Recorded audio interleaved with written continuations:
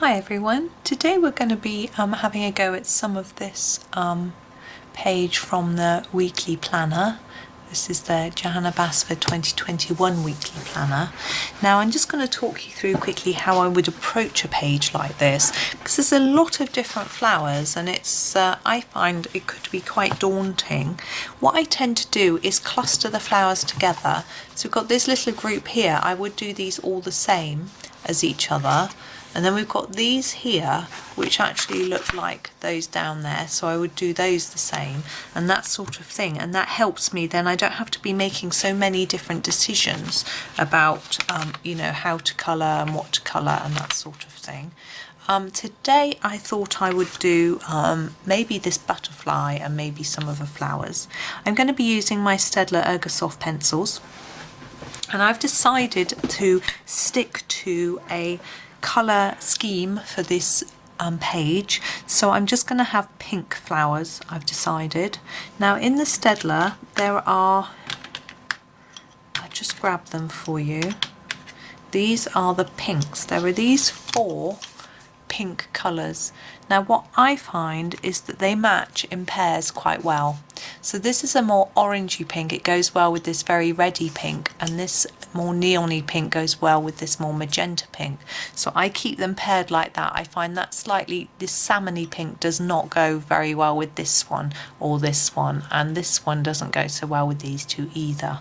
So what I will do is pick up 2. I'm going to pick those 2 for now. Now these are numbers for you, 25 and 23, and I'm going to start with the 23, and I think we'll do this large flower here. We won't do both of these because I would do them the same, and I would just look at the flower and think, where do I want the darker areas to be? So I think here I want this to be darker underneath this little triangular bit that might be in the light. And then I'm going to fade this down towards the point of the flower, and so I'll do that on each one, so putting more pressure on and more layers and then fading it down to the bottom. Now these are nice and sharp. You don't have to have them this sharp. I just sharpen them for a different picture. If it's small, I like to have it really sharp. I use a Derwent Super Point Mini sharpener. There's a link in the description for the video. They are really expensive sharpeners. I was very fortunate I got given mine, so that was lovely. But I find they're great for these, but there are a few disadvantages to them as well, so it's a big decision to make. They make marks on the pencils. I'll show you. Can you see that dent there? That's from the sharpener, and you get one there as well, and there, so you get little dents, and some people really dislike that on their pencils. You know, if you've got a nice new set of pencils, maybe you don't want that. Also, you can't sharpen them once they get down to a certain size. Now, I don't know about you, I'm going to do this in just a hard layer. I like to use my pencils until they disappear. You know, when they're really small, I don't want to suddenly have to stop sharpening them. Number 25 now. I'm going to do a hard outline.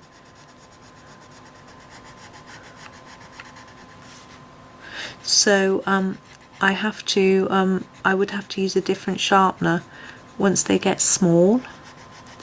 This set I'm using at the moment is quite a new set, and none of them are too small yet for the sharpener. But I don't know what I'm going to do, because I don't like getting rid of pencils when they're only halfway used. Of course, even this brand, which are not that expensive, but I still can't be wasteful. So here I'm going to go harder here and lighten towards the tip. There isn't a lot of space to really reduce that pressure, but I'm going to try anyway. And then in the middle I'm going to go darker around the outside and try and lighten it as I go towards the centre. There we are. So that's an idea on how to do one flower, and any others that look like this one here, and these two here, and there's one down there, I would do all exactly the same, so then I can happily colour away, without having to make any decisions as to what colour to do. But we're going to leave that. I'm not going to show you any more. You don't need to see more. We're going to move on to our other pinks.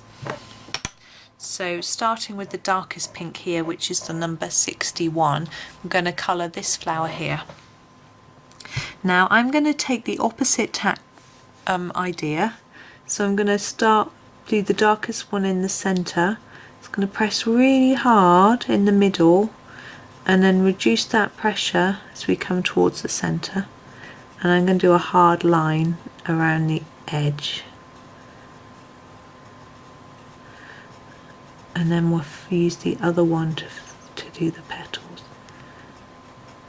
Now you can mix it up a bit as you go, so next time you use this pair of colours, do something a little different with the flower that you pick, but just having two means that you haven't got a lot of choice. It makes it easier, I find.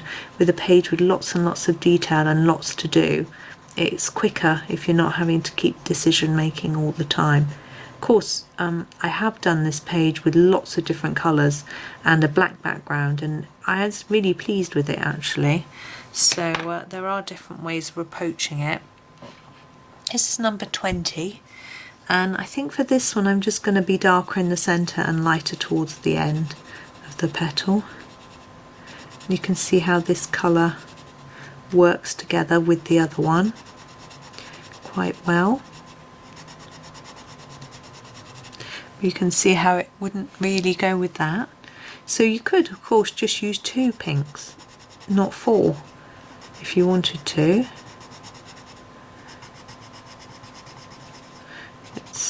Up to you how you play it. I've seen people do just 1 pencil for the whole page, so all they're really thinking about is shading and not thinking about colour at all, which I think is also quite fun. I might try that at some point. Probably pick a pencil that you don't use very often that's really long, and see how you get on with that, and it might help you learn how to use it a bit more. I'm just going to go around and darken that a bit. That one's really dark. I want them to match. There we go. Oh, I've got a very itchy eye, sorry. Crikey.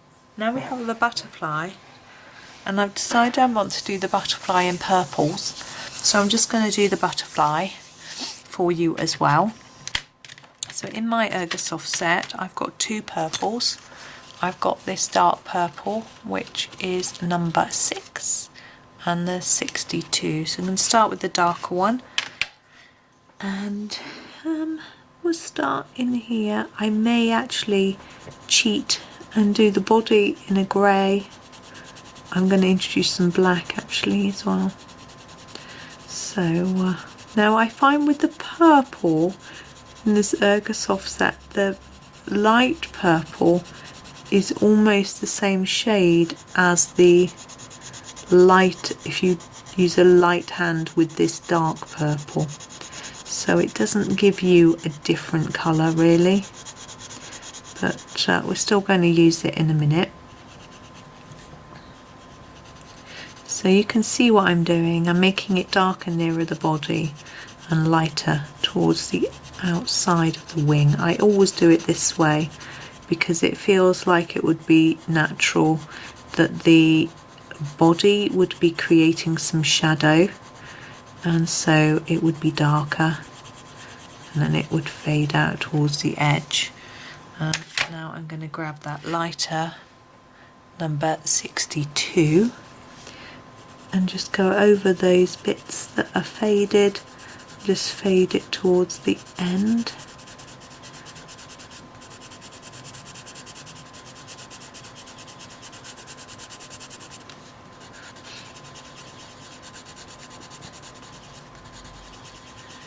And just try to make sure there isn't a blend line. That's all. that's why we overlap them. Helps to disguise the transition of colour.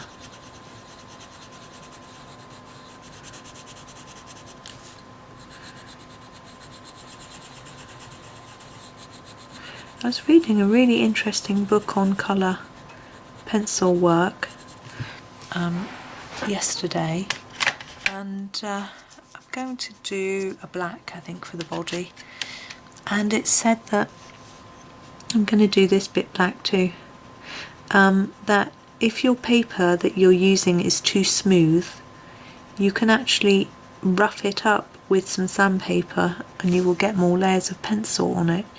I don't know if I would dare do that in a book, because I might just rip the page, but it also said that another thing you could do, if you've got to a point where you can't add any more layers of pencil, is to use a workable fixative, and that will give you a rough surface and you can add another couple of layers of pencil to it, which is interesting.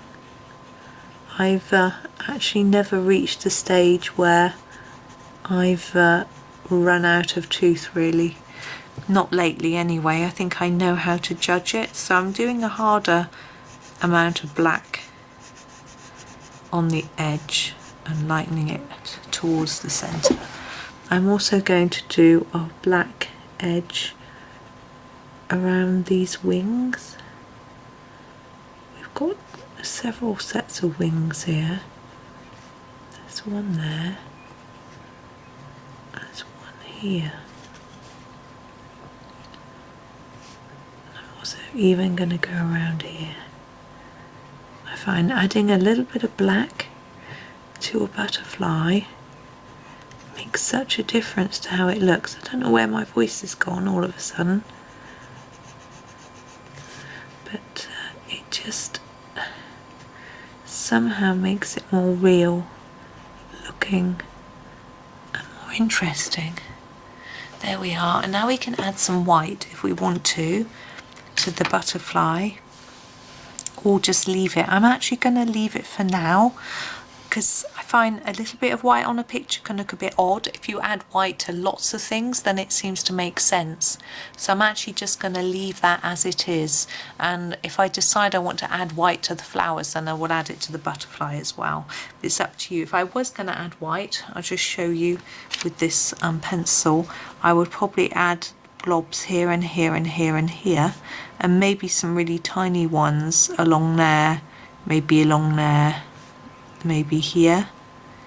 So on top of the black, basically, I might add, and I might have made that black, maybe add some white here, that sort of thing. But anyway, I'm not, as I say, I'm not going to add that now, but that I'm going to leave that there. So I've just given you a few ideas of how to go about and start colouring the page.